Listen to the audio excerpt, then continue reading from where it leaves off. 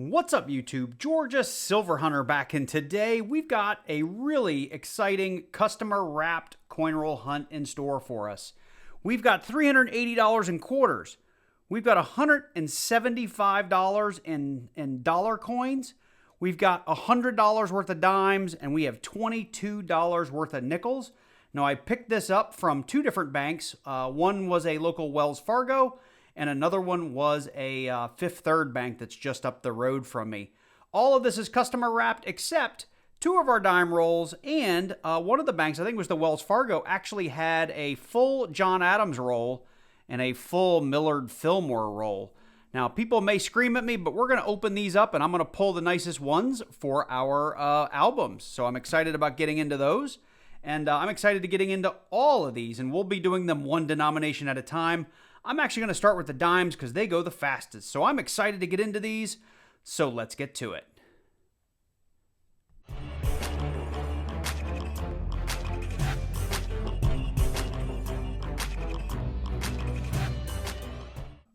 Okay, so if this is the first time you've made your way to my channel, what we're doing here is we're actually going to coin roll hunt all of these coins that we picked up from our local banks in search of a lot of different things. For dimes, we're looking very specifically for silver, and that would be any dime that was minted from 1964 and earlier. And it's really easy to find a 1964 dime. All we have to do is look at the edges of the coin, and if we get a nice solid gray line, we know that is going to be silver. So I will do an introduction for each denomination of coin that we have, so you have an idea of what we're looking for in case you are new. And of course, if you an old subscriber of the channel, it gets a little bit repetitive, but I got to make sure we cover that information for our new folks. So just bear with me. And I thought that might be silver. It's a 1967. But for dimes, I do have a document in the description down below this video of everything that you can look for. It's just that dimes, the mint marks are really, really small, and I'm not completing any albums right now. So the only thing I really need is silver. With that, I'm going to be quiet here, and we're going to open all of these rolls on camera. I will fast forward through it and stop and bring you in if we happen to find some of the silvery stuff. And I guess I will say right now, I haven't looked up the actual price of silver today, but typically a silver dime runs about $2 with premium. So anywhere from about $1.80 to about $2. So that's what a silver dime's worth if you happen to find one.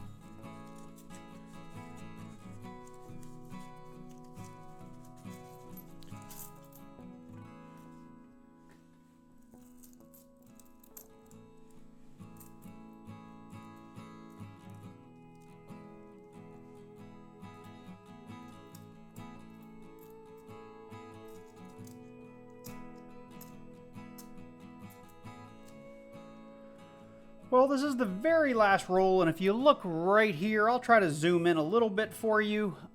We've got some kind of foreign in here. You can tell from the reading. Let me get a little closer to the camera, and it's actually a different size. I can feel it now that I've picked it up this way. Let's see if we've got something that's made of steel. We do. We've got ourselves a, what is that, a 1988 Canadian dime on the hunt, and we got that in the very last roll. So nothing real special here. It's very common. 1988, we get a lot of Canadian currency here in Atlanta. Usually it's pennies, but we do get our fair share of dimes and whatnot. So, oh, we got a penny in here as well. Look at that. We got a dime and a penny. Let's see what we got. It'll at least be copper. It is a 1964D. So we lost basically 20 US cents on this roll at a minimum. Well, I guess 19 cents because we got a penny and then something we shouldn't be spending here anyway. But I'll actually hang on to both of those because I do hang on to my Canadian currency. And I do like my copper pennies. So with that, I'm going to get these cleaned up and we're going to go ahead and move on to the nickels. From there, we will do the dollars and then we will finish with the quarters because we have the most of those. So, all right, hold tight. Let me get cleaned up and get set up for the next denomination. So I just finished rewrapping those dimes and we ended up being 6 dimes short to finish out the last roll. Now, 2 of those, obviously one was a penny and one was this Canadian dime. So really we were shorted 4 actual placeholder coins in those rolls. So at the end of the day, 60 cents down if you want to look at it that way in our dimes. And that is one of the dangers of doing customer wrapped rolls is you don't know how honest the people are that are wrapping them. At the same time, I have been shorted in bank wrapped rolls as well. So it just comes with the trade. So if you're thinking about jumping into coin roll hunting, understand you are going to lose some money, some change from time to time. Now, here we are getting into the nickels. I think we've got, 2, 4, 6, 8, 10. We got 12 rolls. We are mainly looking for the coins that are in my search list. And most of those start at 1964 and earlier for various varieties. And anything from 1959 and earlier, we're going to hang on to. Simply because that's old enough that we care about them. And we want to make sure we fill up our books. The other thing that we're really on the lookout for is our war nickels, which are from 1942 to 1945. And those things are made of 35% silver. Of course, anything older than 1938 is going to end up, or 1939, 38 actually, is going to end up being a buffalo nickel. And if we get back even further, we can get into V nickels. Hopefully we can find one of those one of these days as well. I don't think I've ever found a V nickel in the wild, but we have our first find of this hunt. We've got ourselves a 1959. I've already looked at the reverse. It was a Philadelphia. 59 and earlier, the mint mark is actually over here beside the Monticello building. Unless it's a war nickel, the mint mark is up here above the Monticello building. I don't believe the 59 has a variety on it. I'll double check my cheat sheet in a minute. And if it is, I will check it. And if we happen to have something, I'll bring in. So you can see up here I have 4 rolls left. Now I'm laying them out 2 at a time just because I can get through them more quickly that way. You can see here this would be the 6th from the end, the 4th from the end. And I'm going to bring in, because we got a couple of shinies here. But when I opened this up, I said, if we can find something older than buffaloes, we'd love to do it because we've never done it before. Well, look what we just came across. Our first V-nickel in the wild, and it is good and worn. We've got the word cents on the back. We've got ourselves a 1908 V-nickel from 1908. This is probably the coolest nickel I have ever found. Now, it is in terrible shape, but this is just awesome. This is one of the reasons we do this. I love finding old pieces of history when we do this. Now, I have found coins older than this in previous hunts, but this is, I believe, by far the oldest nickel I have ever found. So I'm bringing you back in real quick. I did want to look it up in Redbook just to see what we had, to see if it was anything super special. Because, again, I don't get a lot of V-nickels, so I don't research them ahead of time. There's something I got to look up once I find one here. But we got a 1908, 22.684 million made. That coin is no better than G4 condition. I'd be shocked if it were. Now, according to Redbook, that is a $2 nickel. Now, I don't know if I could get $2 for it. That's probably generous, honestly. If I could probably go on eBay and get one a little cheaper than that, but that's still pretty cool. Even if you could get $1 for it or $1.50, it is just a nickel I found in circulation. And I also, since I had you in, I did want to point you out to that 5th roll from the end. We did have some shiny stuff that was poking out when I laid it out.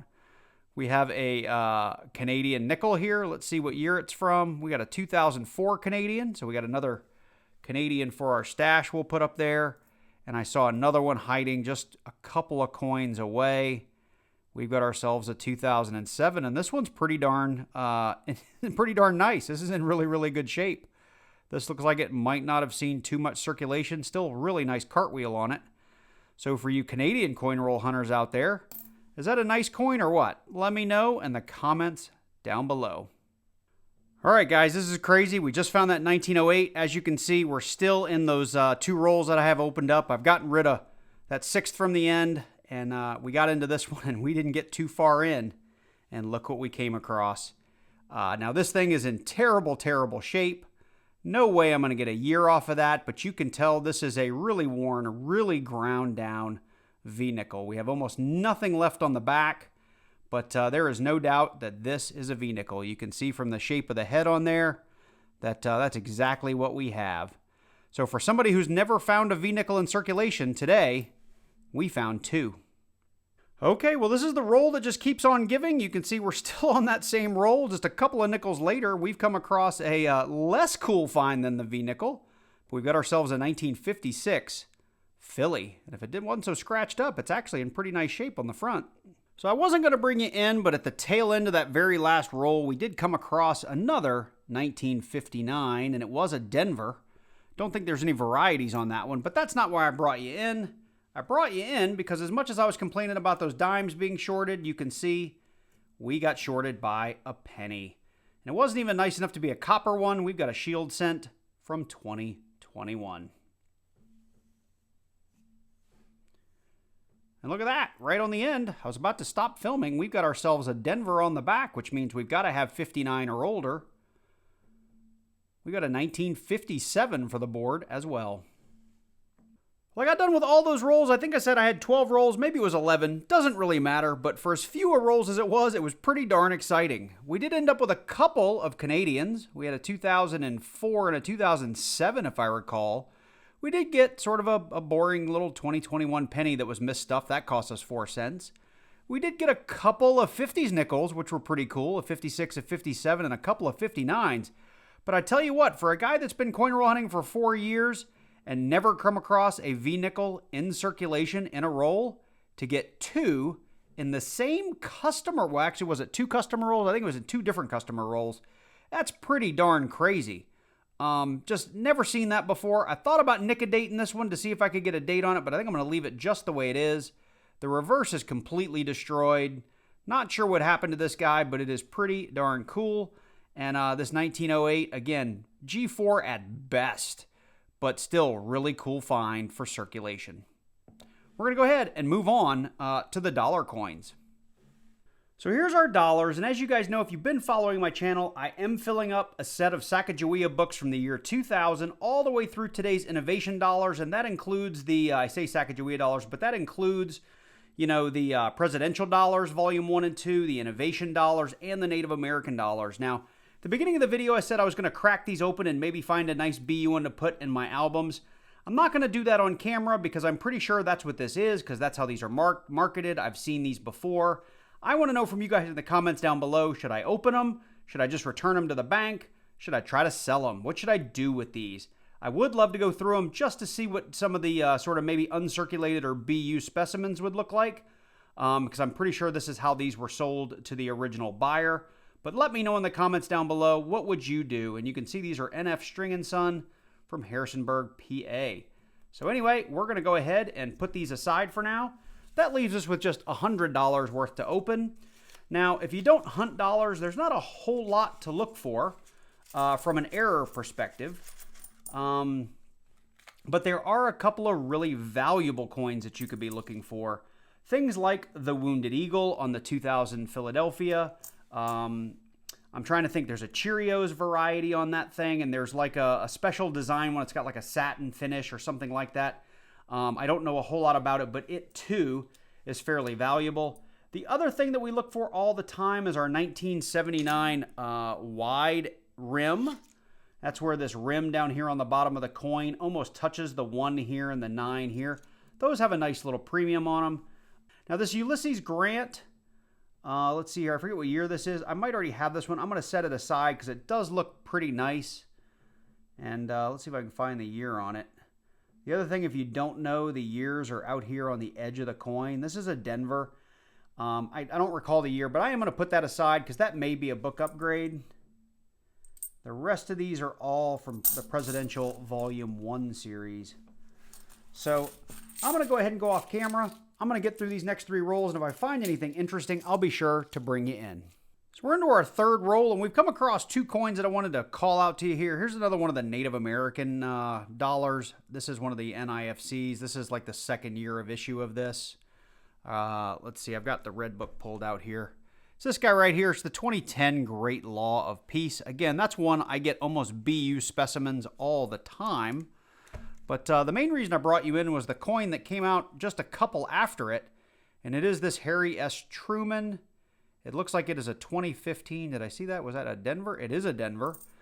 So we're getting into that last roll, and I'm bringing you in for our next find. It's actually a pretty neat one here, and it's in really, really good shape. We've got ourselves a Ronald Reagan. That's definitely going to go in the book. And it looks like it is a 2016 Philly. Now, I've already got Red Book open because it's on the same page as our Truman from 2015. There's our Reagan. 2016 Denver, San Francisco. There's the Philly. 7.14 million minted. Now, what I do think is funny is it doesn't have the A next to it saying it wasn't issued for circulation. Now, it seems strange to me that they would release this one for circulation and not the others, but hey, maybe they did that. Don't know. So maybe that one's not an NIFC. All right, so I wanted to finish up these dollars by giving you guys a quick look at the books. So our Volume 1 and Volume 2 books are going to have some coins to punch down in. We'll come back to those. I did pull a 1979 San Francisco, hoping it would be an upgrade to my complete book of Eisenhower and Susan B. Anthony dollars, but unfortunately it's not an upgrade. Now, there are quite a number of coins that could be upgraded in this book, but we didn't find any. I also pulled a really nice looking 2001 Denver, hoping that would be an upgrade, but I've got 8 of the 10 spots of this book filled, and just comparing it to what I already have in the book, it just wasn't going to be an upgrade, so we're going to put that one aside. And of course, when it came to our Native American, or I'm sorry, the 2005 to 2008, we didn't have any. We've got 5 of 8 spots filled, so we're still on the hunt for 3 of those. And then when it came to the Native American dollars, we've got 14 of 32 spots filled in here, so we're starting to get that filled in as well. But so these guys will be going back to the bank. Let's come back here to Volume 1 and our presidential dollars. This Ulysses S. Grant, I believe, is a little bit of an upgrade to the one I have in here.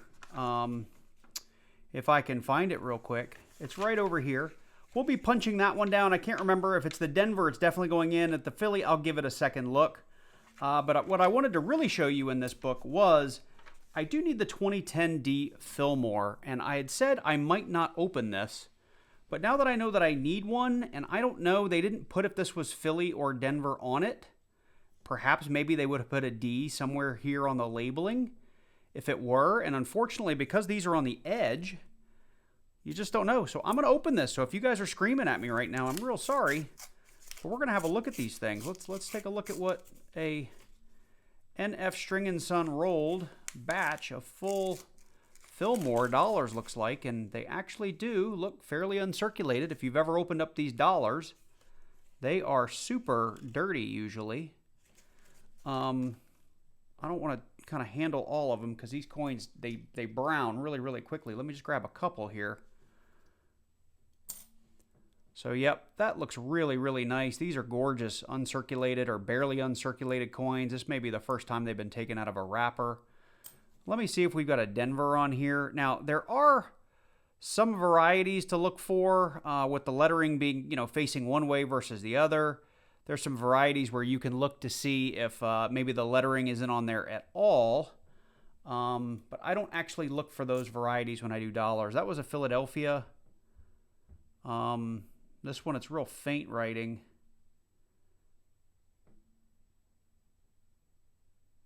Tough to see, but that does look like a Philadelphia as well.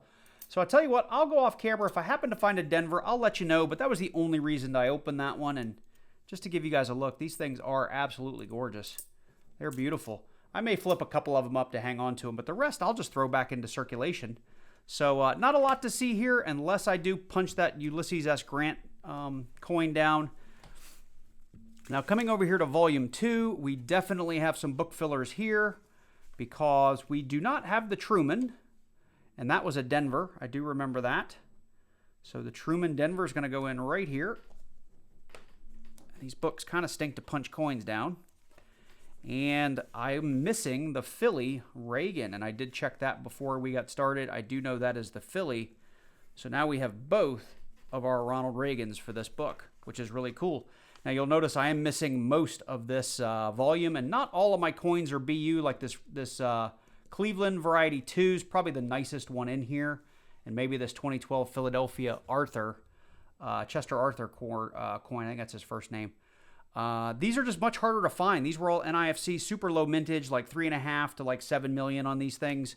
So much harder to fill this book, and I guess technically that is now, 13, 14, 15 of 40 filled. So we're going to set those aside, and we're going to go ahead and jump into our quarters.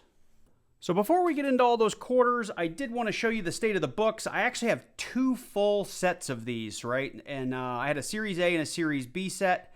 They are, for the most part, completely full. So today, during our hunt, we'll be focused on things like errors, DDOs, DDRs, die chip errors.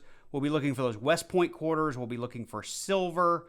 And then, of course, anything older, interesting, foreigns, things like that. Now, as I go through this, anything that's kind of AU, BU that looks really, really nice, I will be putting aside to see if they are upgrades in these books. But I'm not going to open these all completely, but we've got our 65 to 87. We actually have 2 of those completely full. And a lot of those, they're not in great shape, but they're the nicest ones I've been able to find. Same with this 88 through 98, and I've been slowly punching down coins in those as we find upgrades. Now, when we get to the American Women's Quarters book, I am still missing a Kanaka Ole Denver, and I'm missing the new Javita Idar. I'm not exactly sure how you pronounce the last name, but it's the Javita quarters, both the Philly and the Denver, and I need that for both sets of my women's books. Outside of that, those are all caught up. And of course, on the state quarters books, we've got them all. And again, we've been slowly upgrading these because some of them, like this Florida P is not great. The Michigan P is not great. So as I find really nice versions of these state quarters, I've been slowly plugging them into this book. And the same with the National Parks folder. All of the books that I have here on this video, I think I have in a link in the description down below. It's my Amazon affiliate link. So if you're in the market for some quarter books, these are the ones that I use. And they're, I think, really, really nice. They're not as nice as the Dansko albums or the higher dollar Whitman albums, but if you're just starting a collection for the first time, they're nice, cheap, easy ways to get into it. And, if you decide it's something you want to do for life or longer, then you can invest in nicer books. So I'm just going to start, I guess, somewhere. We're going to go ahead and open one roll here on camera. And like I said, mainly looking for BU type coins. Mainly looking for errors, and I do have a document in the description down below this video that has my checklist for everything that we look for, and it covers every denomination we have done in this video.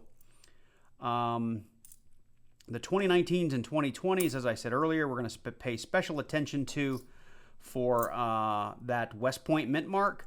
And anything you see me put aside, like throw up here, it's things that I want to check under the scope to see if we've got any die chips because they're known die chip coins.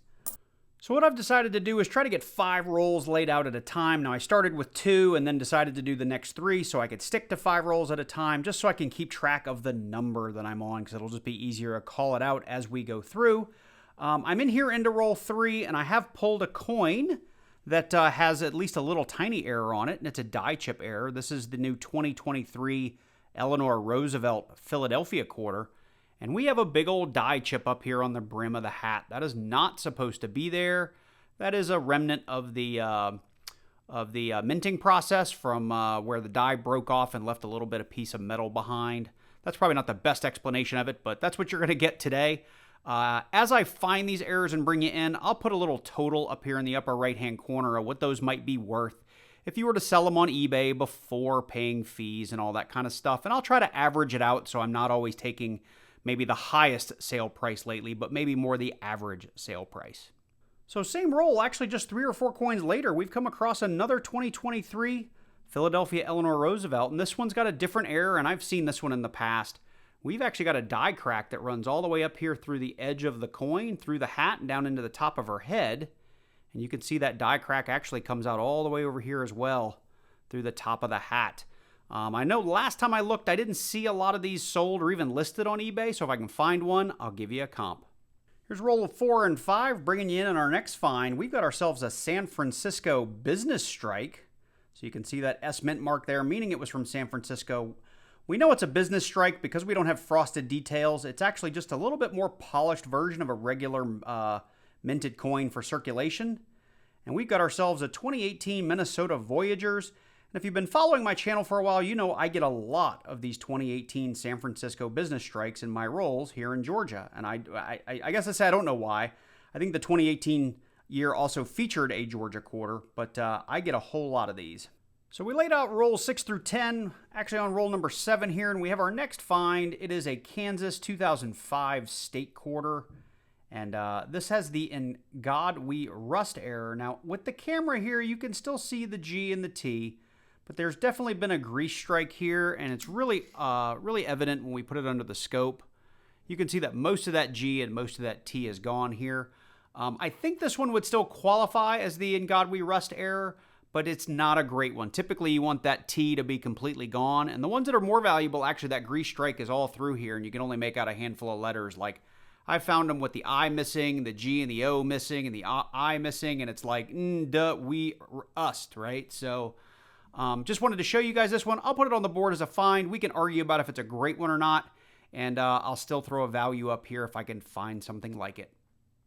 So on roll number 8, and just come across probably the nicest 1965 Philadelphia I have ever seen in circulation, and that's definitely going to upgrade my book, but it's not the reason that I brought you in. I got excited ever so briefly. I mean, this is probably a mint state coin. I mean, low mint state probably, but maybe even 63. But this is an absolutely gorgeous quarter. There are a handful of DDOs on this guy, and I got excited for a minute when I first put it under the scope because you can see that I've got what appears to be some doubling going on over here. You can see there's almost like a little bit of a double R, but if you're new to what a double die obverse is, this is not it, unfortunately. We have a very sharp edge, and we have a shelf downward leading to almost like a ghosting or a shadowing of the letter next to it, rather than actually two separate letters, right? Double die, you're going to get two of a letter. You're going to have, split serifs. You're going to have things like that. This is a classic case of strike doubling or machine doubling, in my opinion. If you guys disagree, let me know in the comments down below. I'm pretty sure I'm right. I don't think anybody's going to be able to argue with me on this one. We also have a really neat little, call it a die chip or something here in the I and the N of "In God We Trust." And there's even a little bit of doubling down here. You can see on the E and the R. But again, I think that's all strike doubling or machine doubling. But gorgeous, gorgeous coin. I'm going to hang on to this one either way. It's going to go in the book, but just had to show it to you because I just don't get 1965s in this condition all that often. We're on roll number 10 here, and I've already taken a look at this one. It's one I haven't covered in a video in a good long while because I just don't get them that often anymore. I think everyone's plucking them from existence, but this is known as the Drooling George. When you get a little bit of a die chip down here in the corner of George's mouth that's not supposed to be there, and under the scope, it does look kind of funny, like he's drooling. All right, guys, I was getting rolls 11 through 15 out. You can see I got 11, 12, 13, 14, 15. I usually lay it out sideways in front of me so I can check edges before I lay it up here this way. And something popped out here at the end. I've already taken a peek, and I'm freaking out a little bit because of what I saw here. Now, it is torn all up.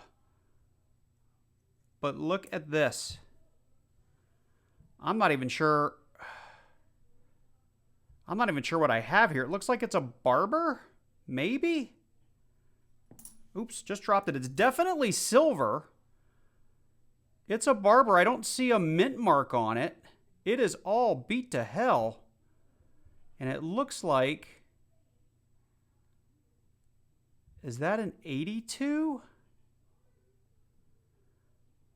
I'm not even sure. I'm going to have to get up my red book and see when these would have been. But look at this thing. I mean, this is an atrocious, atrocious coin. But somebody dropped that back into circulation, probably thinking it was a foreign. This is actually a hunk of silver. So let me do a little bit of research, see if I can figure out what this date is. And we're going to look at a mintage and see what this thing, obviously what it would be worth if it were G4. We're not going to get there in this condition, but still really, really cool. All right, everybody. So now that I've caught my breath, I've had a chance to look this up in Redbook. I mean, it's not as cool as a find as I want it to be just because of the condition it's in, but it's still an amazing, amazing thing to find in a customer wrapped quarter roll. So definitely a barber, definitely below G4 condition, right? We are basically damaged. We're looking at scrap silver here, but I do want to show you what it would be worth, according to Redbook anyway, in a G4 condition. And I was able to get a date off of it. So you can see right here, we got the tail end. We have an 8, a 9, and an 8. And unfortunately, on the reverse, we have below the tail, we have no room for, or no mint mark in there. So we definitely have a Philadelphia, unless something's happened and completely rubbed that off, which I don't think so. We've got some damage over here, but the mint mark would be kind of between the R and the D. So we are looking at an 1898 barber. It's seen way, way better days than today. Super happy to find it. Throwing it on the scale, we are at 6 grams. Well, 5.96 grams. I threw that into coin apps at 90% silver, and we're looking at $4.14 in scrap silver. Now, if it were an actual 1898 barber half dollar, 11.1 million minted, in G4, it's a $10 quarter. Obviously, it goes up from there. Had we had extra fine or higher, we're talking about a much different story. And had it been an O or an S, we would have been talking under 2 million minted. So that was potentially a really, really cool find, but still just unbelievable to find in a customer wrapped roll today. So no major excitement since our barber quarter. I think it's going to be tough to kind of beat that. But I did want to bring you guys in because I always do, and I've mentioned this in other videos, I've got some rare earth magnets. I always run those over my customer wrap just to see if we have any foreign in there.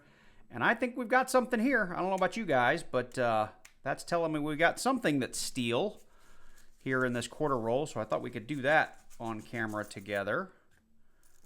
Let's see here. All right, so we have 2 silver edges, and one of them might actually be a silver quarter right there. Nope, it's not. It's Canadian. So I think both of them are going to be Canadian at this point. Let's see here. We've got a 1980 Canadian quarter. I don't know if you can see that pretty well, but it's really well worn. And we've got, let's see here, what else do we have? Something real shiny in there, and right there. We actually have 2 of them. It's funny that I didn't catch the other one. But we got a 2003. So 2 Canadians in that roll, both made of steel, both found by the magnet. So we are 10 rolls from the end, and I'm bringing you in for 2 coins. They came in here in the 10th to the last roll. I have covered both of these on previous hunts. They're not really big deals. Again, some minor die chip errors that you can see without really a heavy magnification, but I'll make it easier by throwing it here on the scope for you.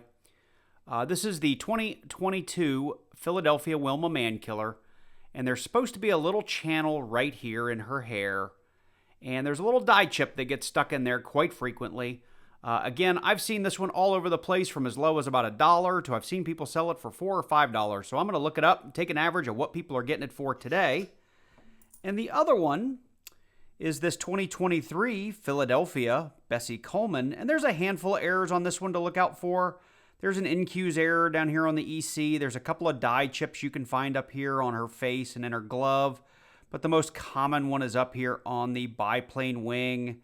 Or on the bottom biplane wing. And we're going to put it again just to make it easier for you guys. Right here, nice big die chip right on the front of that biplane wing. The other place it likes to hang out is here and up here. And that's, again, just where some metal, I guess, gets stuck in a channel or it chips off during the minting process. So anyway, again, we'll look that up and put a value up here for you so you know. So this is 9 rolls from the end. So we got 9, 8, 7, and 6. 5 left up there. And we've got our first Jovita Idar. Again, I'm not exactly sure how to say this.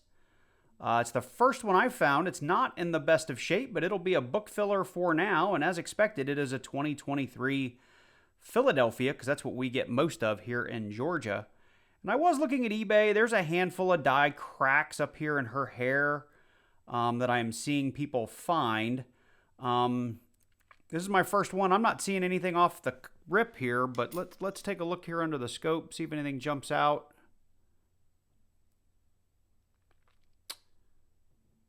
Yeah, I'm not seeing anything, and even if you did, this coin's pretty beat up. Wouldn't be worth much anyway, but we're going to hang on to it just so it fills a hole in the book until we find a nicer one. All right, well, you'll notice I've reconfigured everything, hopefully to make it a little bit easier to go through and talk about some values here. So we're actually going to start at the top with all of our errors, and I will, in the upper right-hand corner, as I go through it, put a total plus the quantities, and I'll try to find somewhere on the screen to give you some eBay comps so you can see why I've put the value on it that I have. But understand, I found comps as close to today as I could, and some of them I'm going to give it an average or actually give it a dollar figure that I think is more realistic if you were to have these and try to sell them.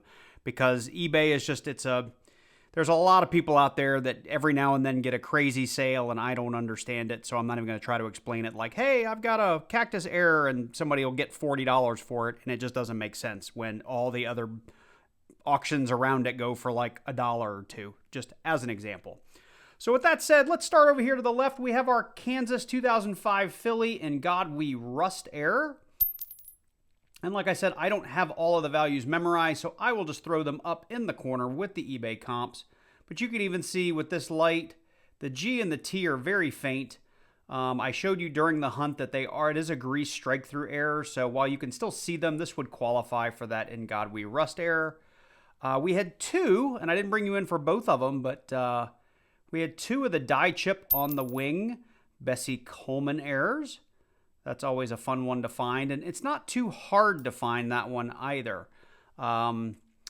This NQ's error, I've stopped looking for. It's die chips down here in the K and the A. There's a lot of other errors that are out there. Die chip up here on the mountain. There's some die chips on the nose. They're out there, but we did find... I won't say we found. I only pulled one of these because there's just a million of them out there. Just about every single one of them, honestly, you could probably find a die chip somewhere in that NQ's part. The Wilma Man Killer, it's another one that's very plentiful, and you can see the die chip without need of a microscope. I used to scope these and realized that just with my glasses I can see them, so I've stopped scoping these. I'll put the value up there for you. We did get two competing drooling Georges, and I found from looking on eBay the key to these is the bigger the die chip, the better. And being able to pair the drooling George with something else, like the double earring, which I don't have. But if you had like a DDR along with the drooling George, those tend to go for a bit more money. And we also found one with the Sally Ride on here. Now, Sally Ride, there's a Die Clash and a DDR that's also out there. We didn't find that today, but I'll zoom in a little bit so you can see that drooling George there. This one would probably fetch a little more money simply because that die chip is a little bit bigger. So let's put those up there. These we've been finding since they came out. These are the extra cactus leaf. Now, there's another one where there's a die chip over the date, and if you can find one that has both die chips, those are going for quite a bit more money. Now, both of these, actually, the coins were in decent shape. This is actually a Denver, which I don't find a lot of Denvers with the die chip over the lettering there. And there's two different ones. That one had a very small die chip. This one has a much larger die chip. But we'll count that one twice. Now, when we move on to our Eleanor Roosevelts, every single one of these that I have in this column, we had some kind of die chip up here on the hat. And again, I think since these are relatively new quarters, the values on them are a little bit higher. So you can probably expect to see a little bit more money for those. And obviously, the larger that die chip, the more they could be worth. But we found 1, 2, 3, 4, 5, 6, 7 of those in this hunt. And let me put this one under the scope so you can see a little bit better. It doesn't show up great just with the camera, but you can see here, we've got that nice little die chip right there. But we found 7 of those. We also found 2 of the ones with the die crack. And again, we'll put that up here for you, where we got a crack coming all the way through from the edge down through the hat. And some of them, it actually will make its way, and you can actually still see a little bit, make its way all the way through the hat down here. This one also, because it's new, there's a pretty wide variety in values for it. I'm putting up here what I think is probably a more fair value. Now, I did find 3 of the Philadelphia bicentennials. I just collect the nice ones. The rest I toss back. We found 4 of the Denver bicentennials. Always check that one for the DDO or double die obverse. Those are worth some pretty big money if you can find them. But I'll probably hang on to just 2 or 3 of those, and we'll send the rest back. We're going to go ahead and jump down here to the bottom and talk about our book fillers. Well, we had 2 foreigns. Did want to cover that. We had a 2003 and a 1980, 2 Canadian quarters that we found. Everything up here is going to be book upgrades. So this 1965 is probably one of the nicest ones I've ever found in circulation. That will go in our 1965 book up here, 65 to 87. We had a 1982 Denver that's actually in better shape than the one I had in this book. And then I had, let's see here, 1, 2, 3, well, that's a Denver, 3 Phillies and a Denver. These were all various quarters that we had here. We had a 2000 Virginia. We had a South Carolina from 2000 as well. The Denver one here was a Saratoga. And this last one was the 2016, where is that? North Dakota. All those are nicer than the ones that I had in at least one of my state quarter books or my national park book. And I forgot to leave my national park book up here. Let's see here. Where'd I put it? Oh, bear with me. Sorry. It's in one of those. I don't remember which one. I have 2 of them. But those are all going to be upgrades. I'm not going to film punching those down because this video is already long enough as it is. I did pull a couple of nicer, there was a 2009 and 2 2010s that looked like they were going to be upgrades. They're also super low mintages. These years were just really low mintage. I know a lot of people that hang on to these. I don't, but wanted to keep them aside just so we could talk about that. So if you're coin roll hunting for quarters, these are ones you might just want to put in your stash, create rolls of them because they are low mintage. First time on a coin roll hunt or a quarter hunt on my channel that we've gotten the new 2023 Philadelphia Jovita Edars. I do need both of these to fill my American women's quarter books. I have 2 of them. All these are Phillies. These are going to be the 2 that I keep. And this Kanaka Ole, I needed a Denver to fill up one of the books, so that's also going to be a book filler. Of course, the stars of the entire hunt would be these guys. We had a San Francisco business strike, and this was the Minnesota that we found much earlier in the hunt. Always excited to find those, but what was really unreal was finding an 1800s Barber quarter in a customer roll. It is beat up. It's been run over by a truck. I talked about the value of this earlier in the hunt. I mean, there's no more numismatic value left in this coin because it is so badly damaged. Now, it is 6 grams of 90% silver, so we're excited about that, so we're going to hang on to it. And I just put these on here because they're honorable mentions. I've never found V-nickels before, and in this customer hunt, we found ourselves a 1908, and one that is just so badly worn that we'll never get a date off of it. I thought about, because it's so bad, maybe throwing some, what do we call it, Nick-a-date on there to see if I could pull a date, but I'm not sure it makes any sense to do it because even if you found a date, it would be worthless. So with that, this is going to be a really long video, and I apologize for it, but I love these multi-denominational hunts, especially when they're customer wrapped, because you never know what you're going to get. This being the key here. Probably the 2nd oldest coin I've ever found, so super excited to have that. There's going to be people in the comments that don't believe it, but that's okay. I really found it, and it's going in my little stash, so that's okay. So with that, I hope you guys enjoyed this one. If you did, let me know. Drop one down in the comments below. Leave me a comment and click that like button while you're down there. If you're new to the channel and you like coin roll hunts, I do a whole lot of them, so make sure you click that subscribe button and then click that little bell and select all so you get notified each and every time I do release a new video. And make sure if you're new to the channel, I've got over 500 coin roll hunts on my channel. You don't just need to catch up on the new stuff, go catch up on all the old stuff. Special shout out to all my channel members. Thank you guys so much for supporting the channel each and every month. It really means a lot to me. Thank you so much. And with that, this may be the last video I post in 2023 because we head out for our Christmas vacation here. I've been trying to get a bunch of stuff out this week, and this is probably going to be my last video. While I'm traveling, if I happen to find anything, I may make a short or two if I can. And with that, happy holidays, Merry Christmas, Happy New Year, whatever you celebrate. Find your loved ones, find your family, spend time with them, and take some time off. With that, I'll catch you guys in the next one.